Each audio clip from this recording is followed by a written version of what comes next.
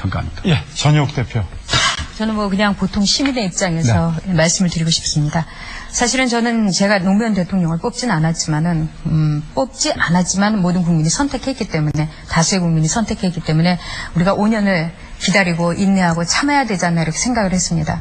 근데 어제 노무현 대통령의 회견을 보면서 그렇게까지 참을 필요는 없겠구나. 이 1년 고생하고 시황차고 겪은 것으로서 우리 국민들의 고생이나 또 그 대가는 충분히 치렀다 이렇게 생각을 했고, 그런 점에서 오늘 탄핵안 가결이라는 것은 자연 치유가 불가능해야 된 그 병에 대한 수술이었다 이렇게 봅니다. 네, 서영석 대표. 교수 말씀과 전혁 씨 일반 시민 입장에서 말씀하신다니까요. 그렇게 제가 좀 대답을 드리겠습니다. 당리당략과 대통령의 오기의 충돌, 그런 측면이 분명히 있는 것 같습니다. 그리고 뭐 신라의 달관 말씀을 하시는데, 저도 이제 있다가 네 발 달린 짐승처럼 끌려 나와서 그렇게 내 동댕이 쳐지고 그렇게 했는데요. 그렇게 될 수밖에 없었던 그 이유에 대해서는 차후에 우리가 하는 과정에서 충분히 그 이유가 표출될 수 있다, 저는 그렇게 보고 좀 미루겠습니다. 그것이 무슨 국회의원들이 조폭이기 때문에 그런 일이 빚어지는 것이 아니라는 점은 우선 좀 말씀드리고 싶습니다. 그리고 전혁 씨께서 기자회견 보면서 이제는 또 참아줄 수 없다, 자연 치유가 불가능하니까 수술해야 된다, 이런 뜻으로 말씀 주셨는데 이해합니다. 어찌 대통령이 모든 국민의 마음에 들 수 있겠습니까? 그리고 우리가 야당이 대통령에 대해서 비판하고 공격하고 당연한 겁니다. 근데 여기서 이 탄핵에서 문제가 되는 것은 마음에 들지 않는 대통령을 견제하거나 비판하거나 응징하는 수단으로 이번에 사용한 탄핵소추안이라는 것이 적법한 것이냐가 문제의 초점이지, 노무현 대통령이 잘못하는 일이 있다든가 노 대통령의 스타일에 대해서 마음에 들지 않아 하는 국민이 많다든가 이런 것이 문제의 초점은 아니다, 그런 말씀을 드립니다. 네. 저는 그 점에 대해서 유시민 의원에게 묻고 싶습니다. 유시민 의원은 왜 정치를 합니까? 국민들을 위해서 하지 않습니까? 유시민 의원 개인을 위해서 하는 것이 아닙니다. 지금 국민들이 지금의 노무현 정권에 대해서 얼마나 많은 분노와 또 얼마나 많은 고통을 감내했는지를 생각해 보십시오. 그리고 어제 한 가장이 말하자면 정신적인 충격과 사회적인 눈물감을 참지 못해서 한강에 투신 자살을 했습니다. 저는 재승박덕이라는 아주 간단한 의미를 가지고 얘기하는 것이 아닙니다.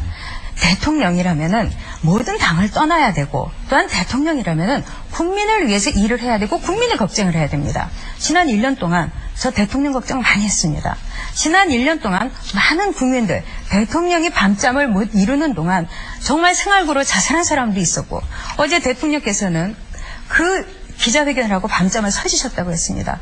그러나 기자회견이 끝나자마자 그 가장은 한강에 몸을 던졌습니다. 바로 그 차이입니다. 그러니까요, 저를 대통령을 비난하시는 이유를 잘 압니다. 네. 그리고 그 비난이 꼭 다 잘못되었다고 말씀드리는 것이 아닙니다. 그래서 여기는, 이 자리는 대통령 험담하러 나온 자리가 아니고, 그와 같이 생각하시는 대통령에 대해서 탄핵 소추라는 방법으로 지금 권한을 정지시켰습니다. 그러한 불만을 표출하는 방식으로 이 대통령에 대한 탄핵 소추 안으로 그것을 하는 것이 과연 타당하고 정당하냐가 문제의 초점이기 때문에 대통령을 싫어하시는 것을 굳이 말씀 안 하셔도 제가 모두가 다 알고 있으니까요. 저는 대한민국의 노무현 대통령을 싫어하는 게 아닙니다. 김용균 의원 먼저 말씀해 주십시오. 핵심이요, 지금 최한수 교수님 우리 당, 열린우리당에도 책임이 있다 말씀을 하셨는데 맞습니다. 이 사안에는 관련된 모든 정치적 집단에게 각자 몫의 책임이 있는 것은 분명한 사실입니다. 근데 저희가 이제 막았던 저희 입장에서 고민이 있었습니다. 그냥 마음에 안 드니까 무조건 막은 것이 아니라 저희 나름으로는 어떤 고민을 했던가를 말씀드리는 것이 차후에 일이 이렇게 전개된 것을 이해하는 데 무척 도움이 되리라고 보기 때문입니다. 저희가 이 탄핵소추안은 사유가 없는 탄핵소추라고 봤습니다. 이 견해는 저희 열린우리당만의 견해가 아니라 오늘 대한변호사협회의 성명을 봐도 같습니다. 대한민국의 모든 변호사가, 법률가들이 소속되어 있는 협회입니다. 여기에서 세 가지 이유를 들어서 탄핵 사유 없는 탄핵소추 가결로 규정했고, 헌법 법률을 유린한 법치주의 종언이라고 평가를 했습니다. 이유가 세 가지인데요. 첫째, 중앙선관위의 대통령 선거법 위반에 대한 결정은 없었다. 이것이 대한변협의 견해입니다. 두 번째, 대통령도 선거법 준수 의지를 밝혔다. 세 번째, 측근 비리는 수사 중이거나 또는 재판 중인 상태로 대통령 직무와의 연관성이 밝혀진 바 없다. 이 세 가지 이유 때문에 이렇게 그 성명을 냈습니다. 저희가 이런 견해를 가지고 야당이 제출한 탄핵안을 봤을 때 사유가 없는 탄핵안을 힘으로 밀어붙여서 대통령의 권한을 정지시키려고 하는데 그러면 대통령 권한의 정지에 따르는 여러 가지 문제가 발생할 수가 있습니다. 그래서 가능하면 이런 문제를 미리 예방하기 위해서는 이 탄핵소추안을 통과시키지 말아야겠다. 그런 생각을 할 수밖에 없었고 이 상황에서 그냥 밀어붙이는데 그냥 방관할 수는 없었습니다. 이것이 위법한 의안입니다. 사유가 없는 탄핵소추안이기 때문에 위법한 의안이 의회 다수파의 손에 의해서 일방적으로 가결될 상황에 놓여 있을 때 저희는 아주 소극적으로 의사진행을 방해하기 위해서 몸으로 그냥 좀 지켰던 것이고 끌어내니까 30분 만에 다 끌려나갔습니다. 그래서 그 점은 불가피한 측면이 있었다는 점을 좀 국민 여러분께서 좀 널리 좀 해량해 주시기를 부탁드립니다. 알겠습니다. 탄핵사 노무현 대통령이 변호사고 또 판사 경험도 있습니다. 그렇다면은 의회주의 국가에서 열린 우리당을 그렇게 심정적으로 지지하고 있는 또 하나의 한나라의 대통령으로서 지금 다수당인 야당인 한나라당과 또 그 민주당에 대해서 그 존재에 대해서 인정해야 한다고 생각하지 않습니까? 우리나라뿐만 아니라 다른 나라에도 말하자면 야대 요소 많습니다. 야대 요소를 다 극복하는 것이 모든 나라의 대통령입니다. 근데 왜 이 탄핵 발의부터 탄핵 소추 가결까지 탄핵안 가결까지 그 모든 과정에 대해서 오기로 버텼냐 이겁니다. 김영규 왜 힘으로 머리를 쓰지 않고. 얘기하십시오. 근데 이제 조금 죄송합니다. 제가 진행자 권한을 침해하려는 건 아니고요. 지금 논쟁하고 있는 초점과 관계된 얘기에 좀 한정해서 해주셔야 저희들도 이것저것 안 하고 좀 반박을 할 수가 있습니다. 그러니까 지금 문제의 초점은 선거법 위반을 했고 또 수없이 하고 있고 해왔고 하고 있고 또 앞으로 하려고 그러겠다고 그러고 이런 식으로 말씀을 김영규 의원님이 하시는데요. 대통령이 선거법을 위반했다는 그 주장의 근거가 무엇입니까? 좀 명확하게 제가 지금 아까 그 대한변협에서 나온 성명서를 인용해 드렸습니다. 변협에서 보기에는 중앙선관위는 대통령의 선거법 위반 결정을 하지 않았다 이렇게 나옵니다.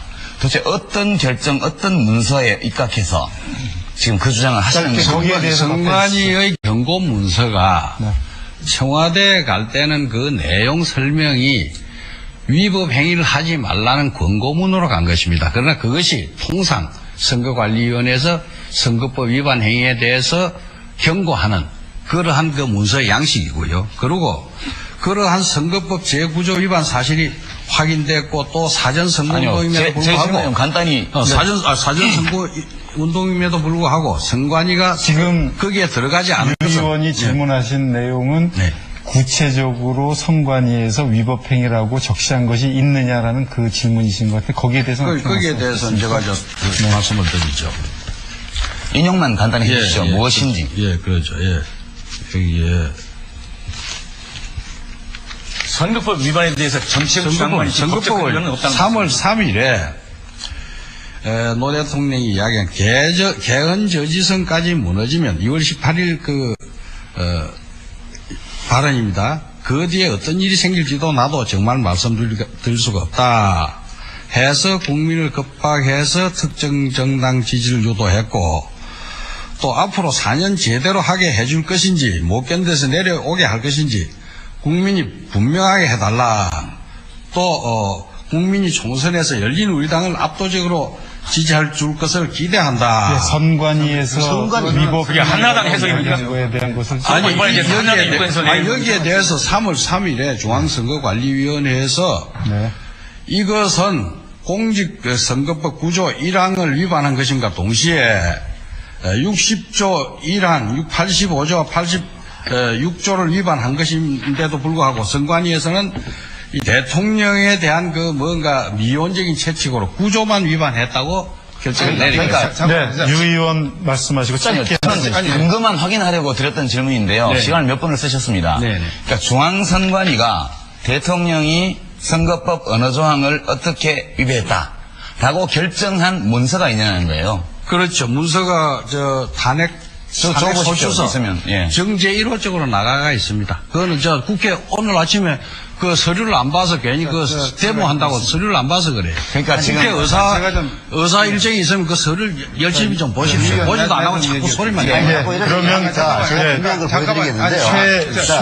최한수 교수 말씀하시고 그다음에 서 대표에게 기회를 하겠습니다. 유 의원. 예, 저도 고민하는 문제인데, 네. 저는 처음에 야당이 탄핵안을 발의했을 때, 이것을 강행 처리할 의도를 가지지는 않은 것으로 그렇게 봤습니다. 지난 화요일까지만 해도. 근데 제가 위기의식을 느끼기 시작한 것은, 지금 12시 넘었으니까 어제 통과됐고, 그 전날 오전부터, 죄송합니다. 제가 목이 지금, 심상치 않다. 정말로 야당이 이것을 표결 처리하려나 보다. 는 위기의식을 진지하게 느낀 것이 그 표결 처리 전날 아침이었습니다. 그래서 제가 이제 그런 판단을 하게 된 데에는 몇 가지 이유가 있었는데, 이제 한나라당 그 최병렬 대표께서 상당 부분 이해해 줄 수 있는 말씀을 하셨습니다. 이거 11일 밤 11시 30분에 있었던 기자간담회, 카메라 기자는 없었고 그 신문 기자들과의 간담회인데요. 이 최병렬 대표께서 이렇게 말씀하셨어요. 여기 국회는 국권이 왔다 쿠데타라는 말을 쓴 것에 대해서 한나라당 김영근 의원님이 굉장히 거부감을 표현하셨는데요. 그 당의 대표님께서 이것을 스스로 의회 쿠데타로 규정을 하셨습니다. 그 다음에 솔직히 대통령이 탄핵되고 나면 고건 총리가 제일 좋은 것 아니냐, 이렇게 말을 했습니다. 그 뒤에 다른 얘기들이 나오는데요. 요약해보면 이렇습니다. 먼저 대통령의 탄핵안을 통과시켜서 대통령 권능을 정지시킨 다음에 대행을 하는 총리에게 거국 중립력을 요구해서 다시 총리를 길들입니다. 이건 권력투쟁입니다. 그러니까 벌써 민주당에서는 거국 중립력 요구를 하고 나왔습니다. 임시국회를 열자고 또 나왔죠. 자민련이 왜 이 표결에 참여했느냐. 저는 야3당 사이에서 노무현 대통령 탄핵 이후에 권력 구조의 재편과 그 권력의 분할에 관한 합의가 어느 정도 진행되고 있다고 봅니다. 그래서 이것은 특별한 현상도 아니고 일반적으로 존재하는 상이한 이념과 지향성 이해관계를 가진 정치 집단 사이의 권력 투쟁에서 빚어지는 문제인데, 우리 경우 이것이 탄핵 소추라는 방식으로 터져나온 것은 역대 어느 대통령도 개헌 저지선조차 가지지 못한 대통령이 없었지만, 이번 노무현 대통령의 경우에는 자기를 지지하는 의회 내 세력이 개헌 저지선에 미치지 못하는 상황이 조성되었기 때문에 이런 방식으로 표출되었을 따릅니다. 이게 제가 보는 분석입니다. 예, 이 앞으로의 정국이 어떻게 대표 네, 얘기하시죠? 저는 지금 유시민 의원 말씀을 들으면서 참 어이가 없습니다. 왜 그러냐면은 국민들은 이미 그 야당의 탄핵 이야기 또는 그 전부터 탄핵의 시나리오가 있다, 뭐 이런 시사 주간지에서도 얼마든지 나오지 않았습니까? 더구나 지금 우리나라의 그 국회는 아까 개헌 저지선조차 되지 않을 정도로 아주 굉장히 균형이 없는 말하자면 야대 여소인 겁니다. 그럼 항상 거기에 대해서 대비를 해야 되는 겁니다. 그리고 항상 거기에 대해서 두렵게 생각해야 되고 만에 그런 것에 대해서 생각을 해야 되는 겁니다. 그리고 유시민 의원도 국민대표로 당선되었습니다만 여기 있는 국회의원들이 다 그냥 국회 안에 들어온 국회의원들이 아닌 겁니다. 그런 점에서 왜 그것에 대해서 알아차리지 못했고 왜 그것이 이틀 전이냐 이렇게 생각을 했던 것은 매우 안일하고 매우 방만하고 국민의 뜻과 또 이 하나의 정치적인 구조와 시스템에 대해서 무지했던 것 아닌가, 저는 이렇게 봅니다. 예, 딴것 한마디만 답변. 예, 반성합니다. 야당의 그 무한한 권력욕에 대해서 수단 방법을 가리지 않는 그 횡포함에 대해서 미리 충분히 지각하지 못했던 것에 대해서 인정하고 반성하고 국민 앞에 사과합니다. 예. 야당이 그런 식으로 제 생각에는 얘기를 하지 마시고 김 교수 얘기 듣고 냉정하게 그다음에 얘기를 기회를 했으면 드리겠습니다. 좋겠습니다. 네. 저도 동의합니다. 동의하고 그 참여정부가 그런 점에서 여러 가지 부족한 점이 있었다는 것도 또 저 개인적으로도 볼 때 인정될 수 있다 이렇게 봅니다. 근데 이제 그렇게 말하기는 참 쉬운데요. 지금 우리가 지난 1년을 돌이켜보죠 한번. 오늘 이 사태가 어떻게 여기에 이르게 되었나. 또 야당을 욕하는 것 같아서 죄송하긴 합니다만, 대통령이 처음에 취임하시기도 전에 야당 당사도 방문하시고 여야 총무들하고 식사도 하고 그렇게 많이 했습니다. 과거 어느 대통령보다 많이 야당과 대화하기 위해서 노력한 분입니다. 근데 처음 탄핵 얘기가 나온 것이 언제냐면요, 2002년 2003년 2월 25일 날 취임해가지고 2003년 3월 10일 날 첫 탄핵 얘기가 나왔습니다. 취임한 지 14일 만이었습니다. 그때 야권에서 대북송금 특검법안을 추진하고 있었는데 그 당시 민주당에서 이거 대통령에게 거부권을 건의하자 이렇게 얘기 나오자마자 대통령 입장 표명도 없는 상태에서 거부권 발동하면은 탄핵하겠다. 그것이 시초였고 언론에 보도된 탄핵 관련 발언만 무려 114회입니다. 지난 1년 동안. 그러니까 이 대통령께서 그런 와중에서도 더 잘 해주셨더라면 더 좋았을 것이라는 그 말씀에 제가 전적으로 동의하면서도 또 그렇게 단순히 옳은 말씀을 드려서 그래서 대통령에 문제 있다.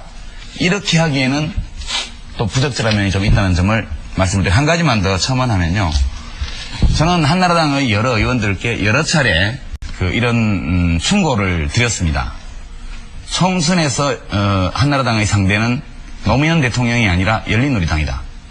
열린우리당은 대통령과 종종 대화하고 서로 교신하고 협력하는 관계이지만 대통령이 열린우리당을 지배하고 지시하는 관계가 아닙니다. 아까 김영준 의원님 우리가 지시받아서 국회 안에서 싸움한 것처럼 말씀을 하시던데요.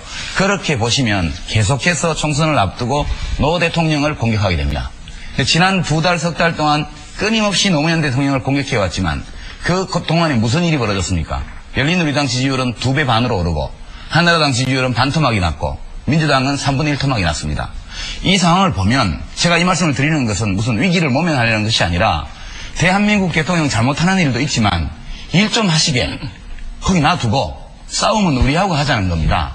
그렇게 여러 번 충고드렸음에도 불구하고 오늘 이 사태에 이르기까지 계속 대통령만 공격하고 이렇게 하신 것이 저는 정말 안타깝다는 말씀을 드리고 이제부터라도 좀 공격 목표를 바꿔주실 수 없는지. 예, 제가 전혀. 최근에는 뭐 대통령께서 노무현 대통령께서 이 열린우리당한테 몸싸움하라고 저는 했을 거라고 생각 안 합니다. 모든 국민이 그 정도 다 알고 있습니다. 그런데 중요한 것은 지금 대통령이 아니라 한나라당은 열린우리당하고 그걸 해달라. 뭐 지금 국민들의 입장에 지금 여기 이쁜 당이 어디가 있습니까? 지지하고 싶은 정당이 거의 없는 겁니다. 있습니다. 네? 있습니다. 열린우리당은 높은 지지를 받고 있습니다. 네, 물론 그렇습니다만 그러나 지지 정당이 없다고 하는 그런 퍼센트지가 항상 이제까지 여론조사에서 많았던 것도 사실입니다. 또한 열린우리당을 지지하는 사람들 역시 열린우리당이 마음에 들어서 지지하는 것도 아니고 한나라당을 지지하는 사람도 한나라당이 너무나 이쁘고 고와서 지지하는 것도 아닙니다. 복잡한 국민들의 심사를 읽어주십시오. 그리고 지금은 겸손해야 될 때입니다. 모든 정치인들은. 제가 이야기하고 싶은 것은 물론 야당이 그렇게 무모한 어떤 탄핵 발의를 하고 탄핵 가기까지는 야당 나름대로도 전략이 있었다. 이거를 계산을 해야 되는 겁니다. 왜 생각을 안 하고 몸으로만 힘으로만 해결을 하려고 하십니까? 정치인들이. 중요한 것은 그동안 대통령의 정책 수행 또는 대통령이 일하는 것에 대해서 상당히 많은 국민들이 말하자면 불만을 갖고 있었고 대통령의 지지율이라는 것이 역대 이렇게 낮은 적이 없었다는 겁니다. 아무리 흔들어도 또한 아무리 문제가 있어도 대통령이 잘하고 노력하고 겸허한 모습을 보였다면 여기까지는 저는 안 왔다. 그렇기 때문에 그 원인은 대통령한테 가장 크다. 저는 이렇게 봅니다.